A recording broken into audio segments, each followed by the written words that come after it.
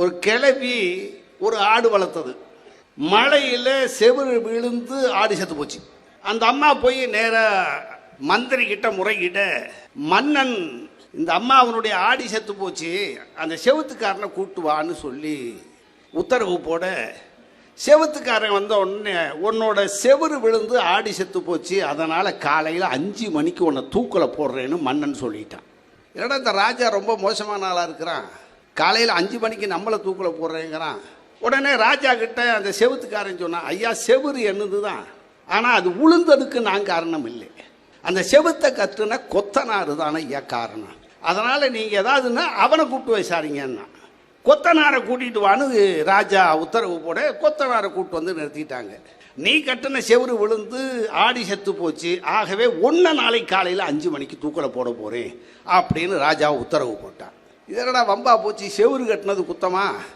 ஏங்க நான் ஒழுங்காக தான் செவரை கட்டினேன், இந்த செவரு கட்ட செங்கல் கொடுத்தானே அவன் ஒழுங்காக செங்கல் கொடுக்கல, அதனாலயாக்கு செவரு விழுந்து போய் ஆடி செத்து போச்சுன்னு உடனே செங்கல் சூளக்காரனை கூட்டுவான்ட்டா ராஜா.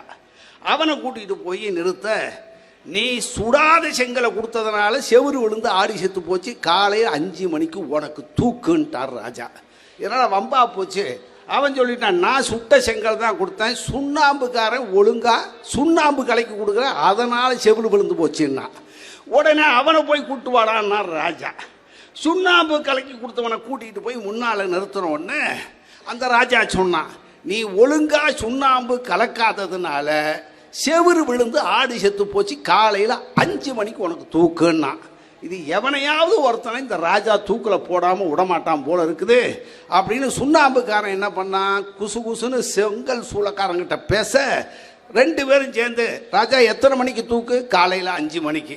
அப்படின்னா காலையில் 5 மணிக்கு என்ன தூக்கில் போடுங்கன்னு சுண்ணாம்புக்காரன் சொல்ல, இல்லை இல்லை ராஜா என்ன தூக்கில் போடுன்னு சூளக்காரன் சொல்ல. இப்படி மாற்றி மாற்றி சொன்னோன்னா, ஏன்டா நாளைக்கு காலையில் 5 மணிக்கு தூக்கில் போடுறதுக்கு 2 பேரும் போட்டி போட்டுக்கிறீங்க அப்படின்னு ராஜா கேட்க, இவன் சொன்னான் சுண்ணாம்புக்காரன், ஒன்றும் இல்லை ராஜா, இப்போ தான் தெரிஞ்சது ரகசியம், காலையில் 5 மணிக்கு தூக்கில் மாட்டிக்கிட்டு செத்தா நேராக சொர்க்கத்துக்கு போவாங்கன்னு தெரிஞ்சுக்கிட்டோம் அப்படின்னு இவன் சொல்ல. அப்படியா, 5 மணிக்கு தூக்கில் செத்தா சொர்க்கமா அப்படின்னா மந்திரியை கூப்பிட்டு, மந்திரி காலையில் என்னைய 5 மணிக்கு தூக்கில் போடுனார் ராஜா. ஆகவே முட்டாள்கள் ஆளுகிற நாடு அது நாடல்ல, அது சுடுகாடு. மோடியினுடைய ராஜ்யம் அப்படித்தான் இருக்கிறது, அதை முறியடிப்போம்.